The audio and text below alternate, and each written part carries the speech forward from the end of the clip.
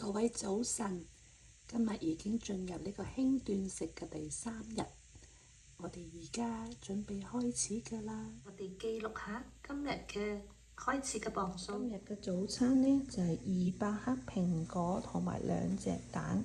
咁我將蘋果同山藥呢就煮埋一齊，就有啲水飲。咁山藥就唔食啦，就係飲啲水同埋食埋啲熟嘅蘋果。網上話呢，熟蘋果先至好嘅，就唔好食生蘋果。咁仲有喎，我仲有呢一個嘅2片麵包麥包，就咁食。好，今日嘅 lunch 呢就比較呢豐富少少啦，有雞髀啦，不過要剝咗皮嘅雞髀，同埋娃娃菜。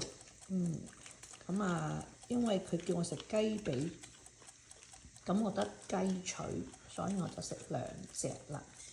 咁我仲煲緊呢個黑豆薏米水嘅，咁一陣間又一齊飲。Hello， 我今晚嘅晚餐呢就係呢200 gram 嘅呢個叫聖女果，英文叫做 cherry tomato， 跟住仲有1杯嘅豆奶，係啦，我已經 warm up 咗㗎啦。我哋呢要飲暖嘅，唔要飲凍嘅。我開凍啦。